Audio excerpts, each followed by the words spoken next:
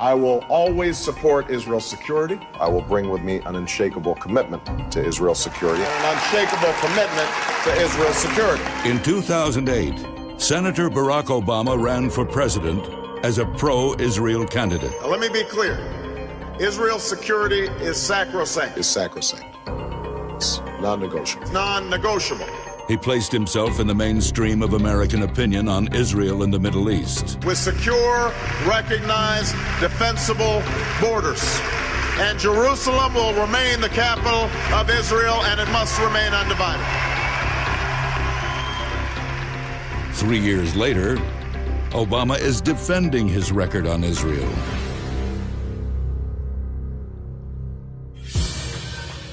America does not accept the legitimacy of continued Israeli settlements. I thought that he came down pretty hard on Israel.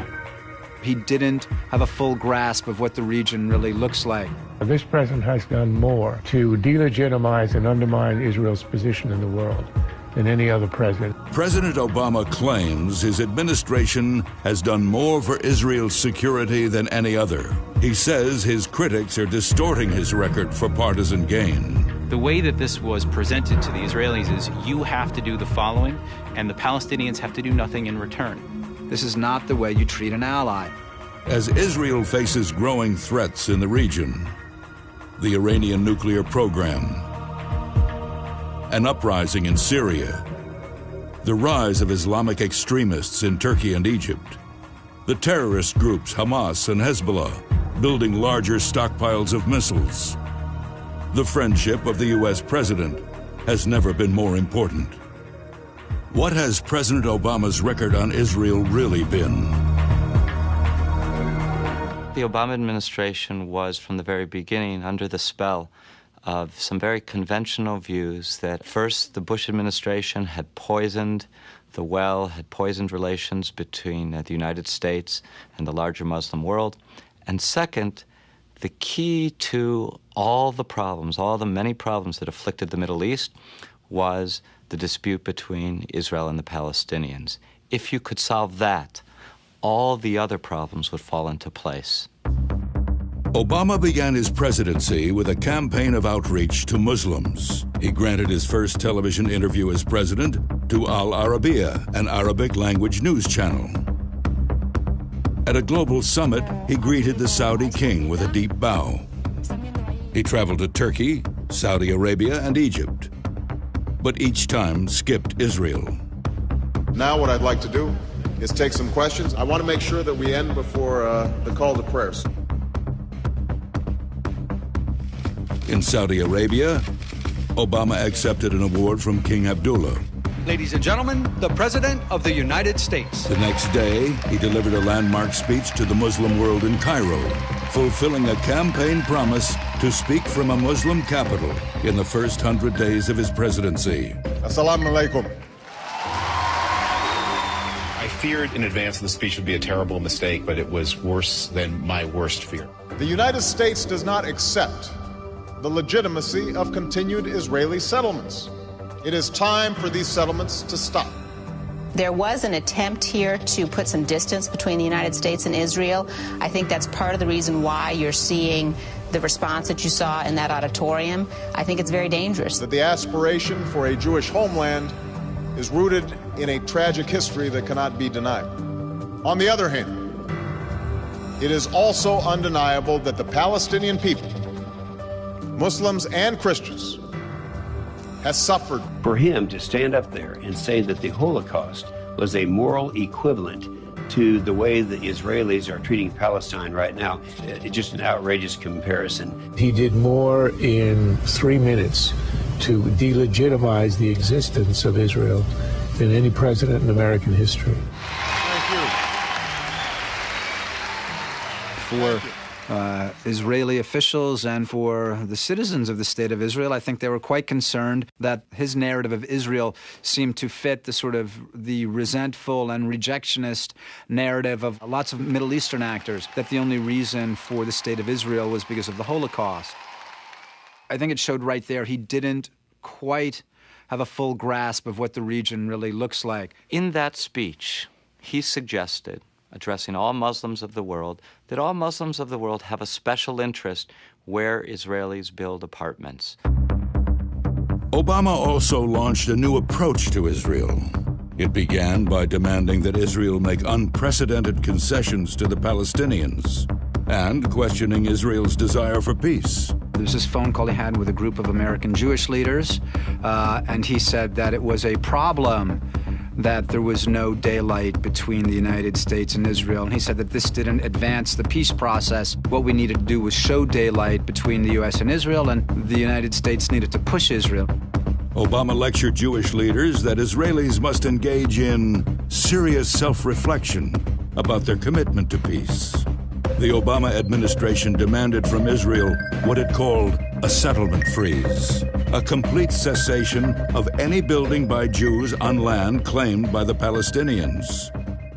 We have to make progress on settlements. The settlements have to be stopped. He wants to see a stop to settlements, not some settlements, not outposts, not natural growth exceptions, and we intend to press that point. The idea is that the settlements are central to the Israeli-Palestinian issue. And the Palestinian-Israeli issue is somehow central to the Middle East. I mean, I think that even when this president came to office, most Americans realized this was nonsensical. The demand was made sternly and publicly. America does not accept the legitimacy of continued Israeli settlement. Stopping settlement activity. It ends the occupation that began in 1967. That is our position. That is what we have communicated very clearly. Yet no demand was made of the Palestinians. President Obama could have asked many things of the Palestinians that he refrained from asking of them. He could have asked them to undertake reforms of their educational system. The educational system still systematically teaches hatred of Jews and teaches the illegitimacy of the state of Israel in any borders. The president did none of the above, and I think only served to embolden the Palestinians, who now believe that they had an ally on their side, who was willing to push the Israelis to make concessions up front. The Palestinians understood that they had a free hand. At a political convention, Palestinian leaders celebrated terrorism.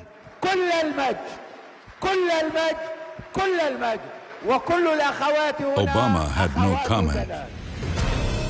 The settlement freeze became a U.S. and Palestinian precondition for Israel to meet. We have been told by many of our friends that once Israel takes the first meaningful step towards peace, the Palestinians and the Arab world would respond in a positive, virtuous cycle for peace. The way that this was presented to the Israelis is you have to do the following, and the Palestinians have to do nothing in return. Well, the government of Israel has taken a very big step towards peace today. Authorized a policy of restraint regarding settlements, which will include a suspension of new permits and new construction in Judea and Samaria for a period of 10 months. And I hope that the Palestinians and the Arab world will seize this opportunity to work with us to forge a new beginning and a new future for our peoples, for our children, and for theirs. Yet instead of encouraging the Palestinians to talk, Obama's focus on Israel only encouraged their silence, hoping that Obama would continue pressuring Israel. By making a huge issue about all Israeli building, the president established a new demand, and he forced the Palestinians to adopt this as their own demand, because what Palestinian leader could be seen to be less robust, less demanding on behalf of Palestinian interests than the President of the United States? The first leg of a week-long Middle East tour, Vice President Joe Biden is the highest-ranking... During the settlement freeze, in March 2010, Vice President Joe Biden traveled to Israel. During his visit, a municipal planning committee announced approval for a phase of a construction plan for a neighborhood in Jerusalem called Ramat Shlomo. Ramat Shlomo is not East Jerusalem, and it's not considered a settlement. It's an area of Israel that is over the 1967 lines, but certainly is not an area that the Palestinians have traditionally claimed to be their own. It is very much part of the fabric of Israel. It's in North Jerusalem. The settlement freeze did not apply to Jerusalem. But the Obama administration decided to use the announcement to launch an unprecedented campaign of condemnation. The announcement of the settlements the very day that the vice president was there was insulting. It was insulting, but it was an insult to the United States. This was an affront. It was an insult. Not the right way to behave. That was expressed by the Secretary of State as well as the Vice President. More now on that White House meeting late yesterday between President Obama and Israeli Prime Minister Benjamin Netanyahu. It was the harshest period of condemnation in the history of U.S.-Israel relations. What happened there was an affront. It was an insult. Very destructive. This announcement was not a violation of the freeze. The Obama administration was really very aggressively seizing an opportunity to show the Palestinians and to show the larger world, the larger Arab world, that it could be very tough, could be ferociously tough on the Israelis. The Obama administration was unrelenting. Secretary of State Hillary Clinton berated Netanyahu on a 45-minute phone call. The United States considered the announcement a deeply negative signal about Israel's approach to the bilateral relationship and counter to the spirit of the vice president's trip, and to reinforce that this action had undermined trust and confidence. And she made clear that the Israeli government needed to demonstrate not just through words, but through specific actions that they are committed to this relationship. There's this public shaming. There's this beating the dog in public to show everyone else that you have control over the dog. Well, this is a very bad idea. When the White House calls out Israel and starts beating on it in public, I think that people are astonished. Our regional allies are quite surprised by this, and they don't understand this behavior. This is not the way you treat an ally. The Palestinians now have not even accepted, before the Biden incident, did not even accept direct negotiations with Israel. That's why we're having proximity talks. They have not made a gesture or concession of a step, and the Secretary of State says Israel has to show its seriousness about peace.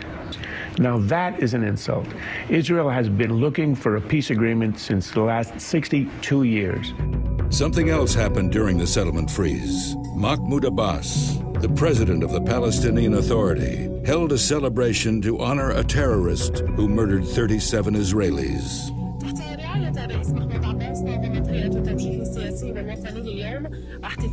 The Obama administration said nothing. No protest was lodged. No criticism was made. The message was clear. Obama would let the Palestinians get away with almost anything. Netanyahu came to Washington with the hope of putting the controversy to rest. Obama was not in a conciliatory mood. When Netanyahu and his advisors arrived at the White House, they were shown in through a side door. There was no traditional photo op or joint press statement. Despite the meeting lasting through dinner, Obama declined to eat with the Israelis. They were served non-kosher food, which some of them could not eat, and they were later sent out through a side door. I believe that the president is embarked upon changing the foreign policy of the United States by dissing, as you use the expression, the state of Israel, as he did at the White House. Congress was increasingly alarmed. 76 senators, half of them Democrats, sending Secretary of State Hillary Clinton a letter urging her to end what they see as the administration's very negative stance toward Israel. Obama continued his attacks. An administration official leaked to the press that Obama might impose a peace plan on Israel. He hosted a summit in Washington that Netanyahu was supposed to attend. When Egypt and Turkey revealed that they would condemn Israel there, Obama said nothing, forcing Netanyahu to cancel. That the Prime Minister of Israel feels he cannot come to a nuclear security summit because he'd be humiliated again by the American president is really a sad, sad state of affairs. Shortly after, Obama hosted Mahmoud Abbas at the White House, who continued his refusal to negotiate. Obama used the meeting to announce a $70 million increase in U.S. aid to the Palestinians. Israel had not been so diplomatically and politically isolated in decades. an entire flotilla of 9 vessels, the lion's share from Turkey, has been mustered from around the world. I think that some of the policies that the Obama administration had embraced seemed to signal to Turkey that it was okay to challenge Israel. What the Turks learned from the administration's public flogging of the Netanyahu government is that this is okay for the Turks to do it as well. In May, Turkey put the White House's relationship with Israel to the test. A flotilla of 6 Turkish ships sailed toward the Gaza Strip in an attempt to break Israel's arms blockade of Hamas. One of the ships contained members of a terrorist organization supported by the Turkish government. They had plotted an ambush. الآن نحن إما إحدى الحسنيين إما الشهادة وإما الوصول إلى غزة. As the Israeli soldiers descended onto the deck of the Mavi Marmara, they were beaten, stabbed, thrown over railings, and dragged below decks. We made repeated offers that they should bring the boats to the port of Ashdod. And from there, we guaranteed that all humanitarian cargo would be transferred to the people of Gaza. Unfortunately, this group decided on confrontation. They decided on violence. Their lives threatened. The Israelis killed 9 of the attackers.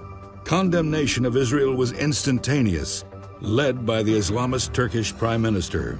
Before the facts were known, the international community blamed Israel. There is an unambiguous need for Israel to act with restraint and in line with its international obligations. The use of force was not only inappropriate, but also disproportionate. Turkey introduced a UN resolution condemning Israel and demanding an investigation. Obama refused to veto it, and he said nothing as European and Arab leaders denounced Israel. If I had been there and had my discretion, I'd have said, I'm not going to negotiate this. It is fundamentally unacceptable. You don't condemn something and then call for an investigation.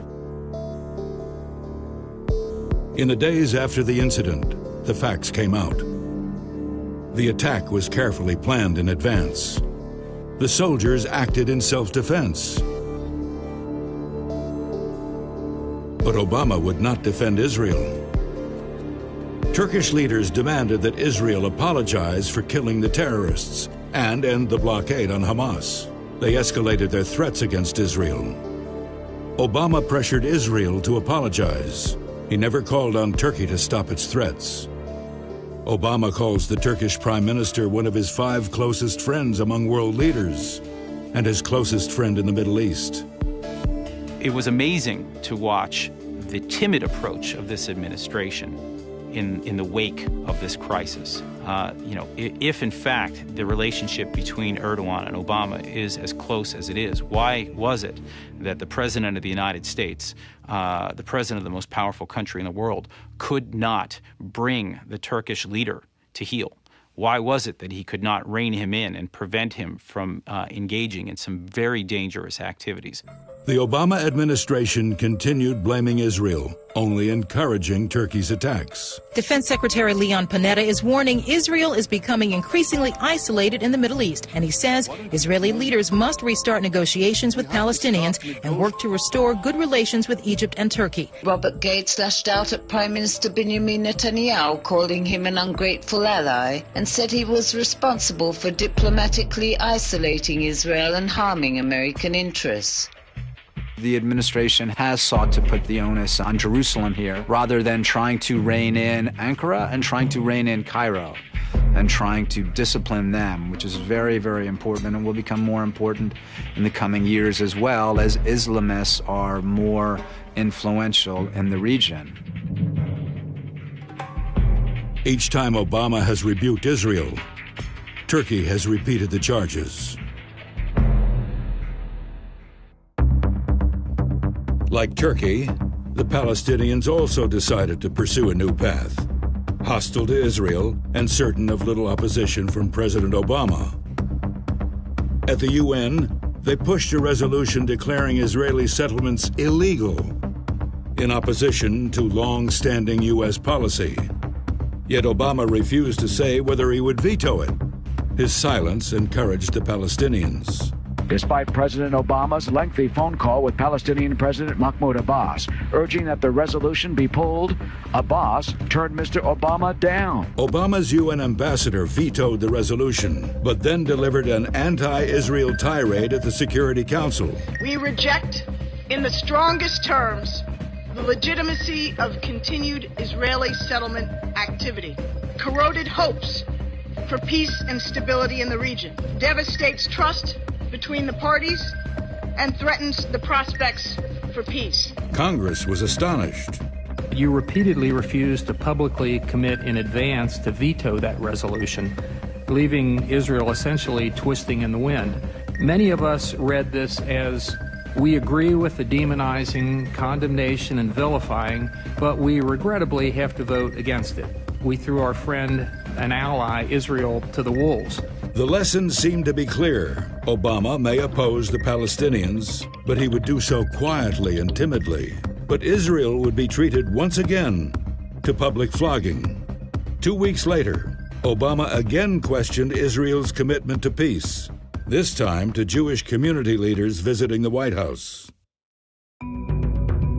In the spring of 2011, President Obama delivered a major speech on the uprisings taking place in Arab countries.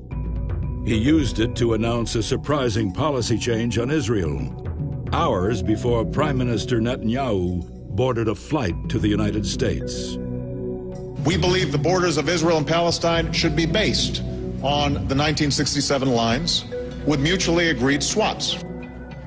When Israelis hear a return to 67 lines with land swaps, what the Israelis hear is acceptance of the Palestinian beginning for negotiations, not a recognition of Israeli concerns that you begin with the question of defensible borders.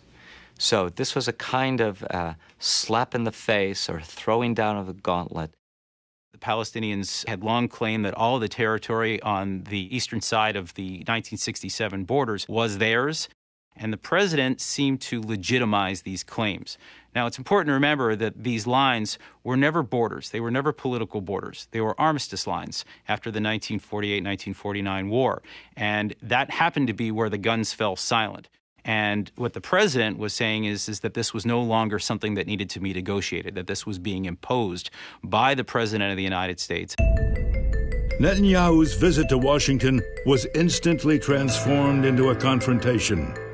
I was in Europe yesterday when the speech was made, and the reaction in Europe was finally an American president spanking Israel, finally an American president saying Israel is the problem, is the obstacle to peace.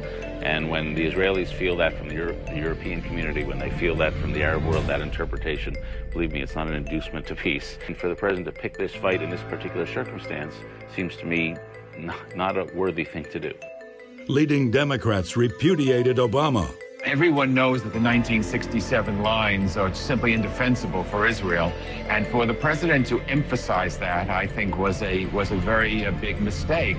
No one should set premature parameters about borders. Israel's borders must be defensible. Jerusalem is the undivided and eternal capital of Israel.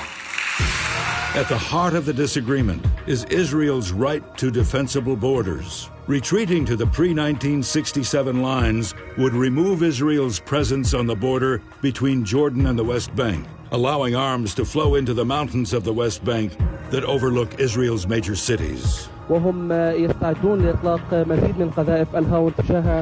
is not a strategic depth. This is actually a unstrategic depth, which give a huge temptation to the other side to attack you and cut the country into two pieces. And in that area, between the 67 line and the Mediterranean seashore, there is 80% of the Israeli production. There is 70% of the Israeli population.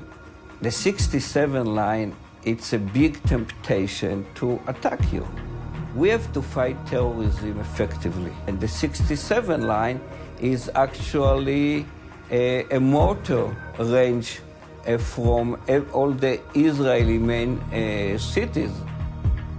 As Obama piled demands on Israel, he said next to nothing as Abbas sought to unify the Palestinian government with the terrorist group Hamas. and have Palestine declared a state by the UN without making peace with Israel. The idea behind it was the Palestinians would cease to negotiate with the Israelis, go directly to the United Nations and declare a state. And what they began to realize is that if they had the United States on their side, not forcing them to negotiate, not forcing them to make any concessions, it was easier for them to go to the UN in this capacity. The support that Palestine has in the General Assembly is overwhelming, and that really goes to the mistakes the Obama administration has made. What type of way is this to negotiate? Put a gun to Israel's head, and every time the Palestinians don't like the way the negotiations are going, the Palestinians can threaten that they're going back to the United Nations. You get the sense that they believed that they were dealing with the most pro-Palestinian in history, perhaps since Jimmy Carter, perhaps ever. It intensifies its decade. In front of the UN General Assembly, Abbas delivered a fiery anti-Israel speech, denying that Jews have any historic connection to Israel. And he delivered his speech on Palestine Liberation Organization letterhead, showing a map of Palestine with Israel erased. The Obama administration, as usual, offered no criticism.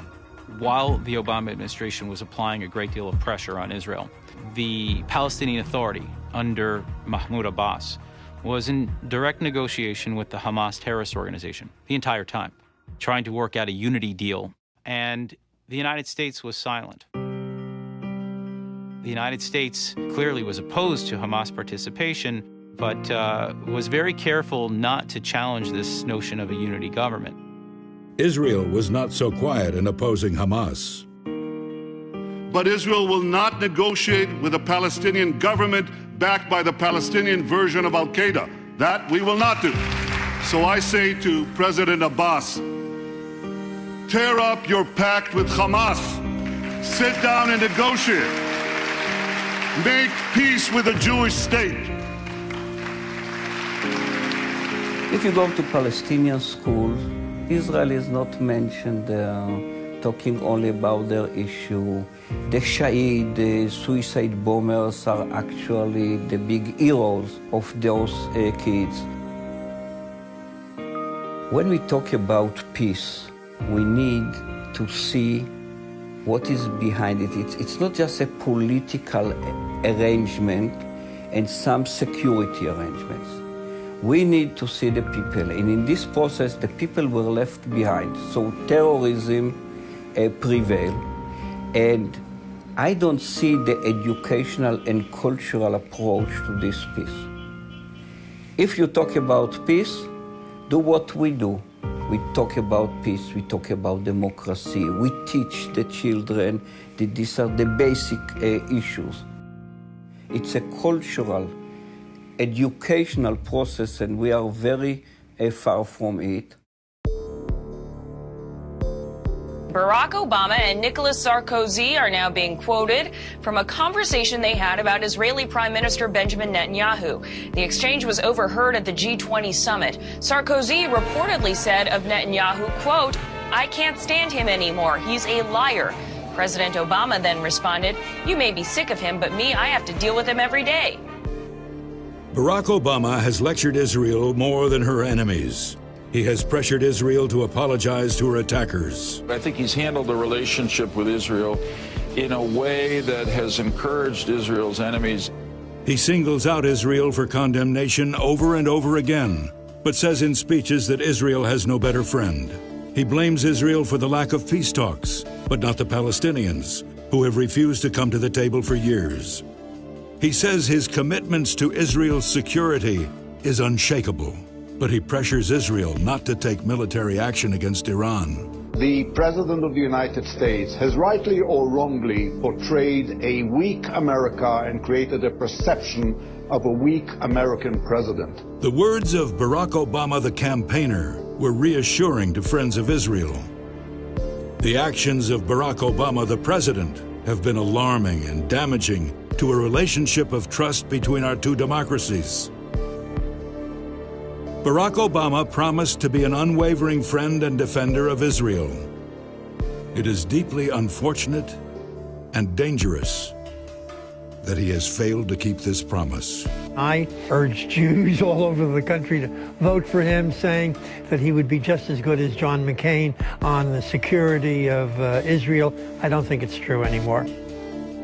It's an entirely natural human response. You reward your friends and you punish your enemies. The more and more we move away from that in the Middle East, the bigger a problem this will be for American foreign policy and, of course, for the state of Israel.